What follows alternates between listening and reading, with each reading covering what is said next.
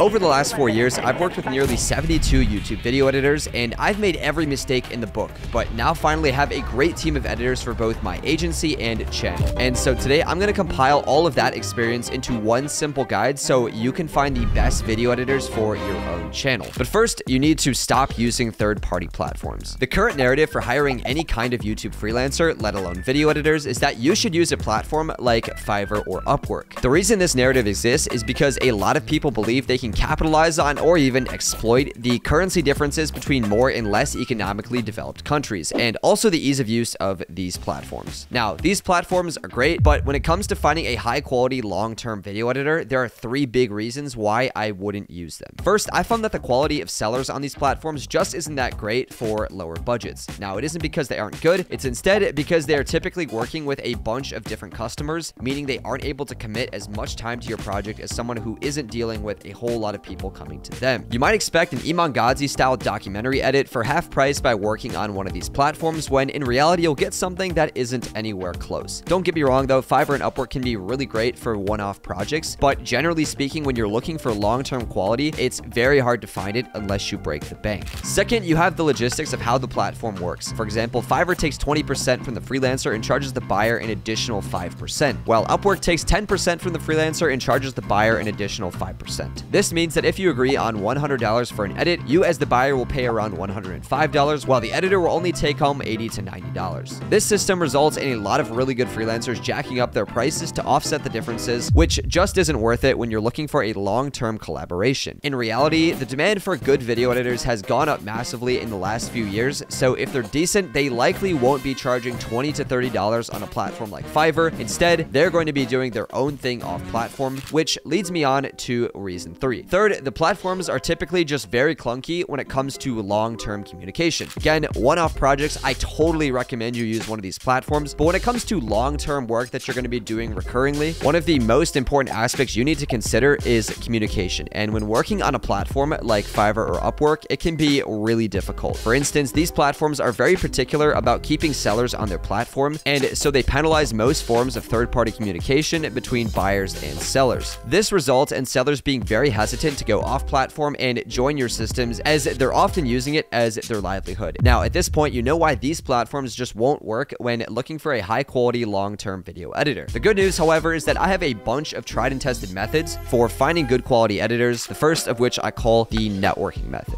The networking method involves connecting with other people within your space. For example, you could reach out to YouTubers that you know and ask them for recommendations on who they're using or who they know of that is looking for some more work. This method is actually the one I've used the most and would say it's the most effective for finding somebody good long term. Another option when networking is to just reach out to somebody whom you don't know and ask them who edited their video. The best method for this involves using Twitter. In fact, for all forms of communication with YouTubers, Twitter is going to be your best friend simply because it's the most down to earth and you know everything about a person by looking at their profile. And using Twitter, if you find an editor making posts or just find them using the search bar, you can start a conversation with them and see if they're looking for new work. You can also network with other YouTubers or editors in posts and threads. That way you might have editors reach out to you, which can make things even easier. But when it comes to Twitter, I actually have another technique that I call the rabbit hole method. To use this method, you'll first want to find a YouTuber and then see who they are following. Then when looking at their following, try to find somebody with the word editor, video editor, YouTube video editor, or anything similar as their tagline. After that, you can reach out to them and ask if they are available for a project, or go even further into the rabbit hole by using the same tactic on the editor's profile, looking at who they follow, because I found that high quality editors tend to follow other high quality editors and vice versa. So by looking at who editors are following, you'll get access to editors that aren't being chased by other creators. Remember, not every freelancer or person wants to be a creator, and so there are a ton of incredible editors out there without a good social media presence, and it does make them harder to find, but it also means they are much easier to keep on your team long term, as they aren't being tempted by other creators. But if Twitter isn't really your thing, you can also use the stalker method. I call this technique the stalker method because what you're essentially going to do is stalk video editors' profiles on the platform YouTube Jobs. Now, I know I said earlier you shouldn't use external platforms, but this one is different. YouTube Jobs doesn't take any commission from the seller, and they don't charge you at all. The only time they do charge charge is if you want to create and advertise a listing, but you don't need to do that. Instead, you could just go to talent, filter for video editor, and then it's going to show you editors with verified reviews and collaborations from other YouTubers. Using this method, you're going to find a nice balance between quality and price. But for those who aren't worried about price and instead just want the best quality possible, you'll then need the local method. The local method involves finding video editors within your local area. And by local, I mean so close that you can meet with them over coffee in person. The benefit of working with somebody locally is that you'll have access to meeting them and communicating in person, which is by far the most efficient and effective method for communicating objectives, revisions, and issues. And to be honest, I've also found that local editors are of much higher quality. The only issue, however, is that local editors are going to charge you a lot more than somebody online depending on where you live. For example, here in the US, the average salary is way higher than most other countries, and a lot of editors are going to expect around a $5,000 a month or more full-time salary. There is a way around this, however, and it involves hiring high school or college students looking for more experience. Now, you won't get the same quality, but you will get the benefits of great communication at a cheaper rate, and if you are talented enough yourself, you can always train them. And finally, method 6 is the set and forget method. The set and forget method involves using a platform like YouTube Jobs or even something more formal like Seek to create a job listing. This will obviously cost you a bit of money, but it will get you in touch with a lot of extremely professional and established video editors depending on what you are willing to pay. The other benefit of this is that you'll only need to spend an hour or two creating a listing, and then we'll have hundreds, if not thousands of people come to you, and again, it'll cost you, but if you're stuck for time, this is definitely one of the best methods. All in all, finding a decent video editor isn't going to be easy because you need to prioritize high quality over low prices, stop using third-party platforms, and do some digging to find someone that is worth your time. But once you do this, you'll save a lot of time and energy that you can then put to better use in growing your channel and presence as a creator. Thanks for watching.